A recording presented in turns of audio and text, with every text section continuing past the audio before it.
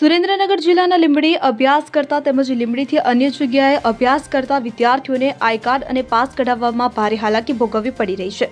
આ વિદ્યાર્થીઓ પ્રશ્નોને લઈને એસટી ડેપો ખાતે જતા ડેપો મેનેજર એસટી ડેપો ખાતે હાજર ન હતા, ત્યારે એસટી ડેપો મેનેજરને ફોન કરતા જણાઈ આવ્યું હતું કે ડેપો મેનેજરને ચોટીલા તાલુકાનો ચાર્જ હોવાથી તેઓ ચોટીલા ખાતે હાજર હોવાનું મેનેજર દ્વારા જણાવવામાં આવ્યું હતું। ત્યારે એસટી ડેપોને આઈ કાર્ડ અને પાસ બાબતે વાત કરતા મેનેજરે જણાવ્યું કે સરકાર દ્વારા એક નવું પોર્ટલ શરૂ કરવામાં આવ્યું છે, જે ફરજિયાત વિદ્યાર્થીઓએ આ પોર્ટલ ઉપર ઓનલાઈન કરી કોલેજ શાળાના સિક્કા કરી અને પાસ વિભાગમાં જમા કરાવ્યા પછી જ આઈ કાર્ડ અને પાસ કાઢી આપવામાં આવશે। વિચારવાનું એ રહ્યું તો એસટી પાસ વિભાગના કર્મચારીઓને શું કામગીરી કરવાની, વિદ્યાર્થીઓને હેરાન કરવાની। ત્યારે આવું પણ જાણવા મળ્યું હતું કે ડેપો મેનેજરના જણાવ્યા પ્રમાણે કે તેઓ દ્વારા શાળા કોલેજોમાં જાણ કરી દીધી છે કે શાળા કોલેજ લેવલથી ઓનલાઈન કરી આપવું, પણ વિદ્યાર્થીઓ અન્ય જગ્યાએ જાય છે અને ઓનલાઈન કરાવવા માટે ત્યારે ગરીબ વિદ્યાર્થીઓને 50, 100, 150 સુધી ઓનલાઈન ફોર્મ ભરવાના પૈસા લે છે।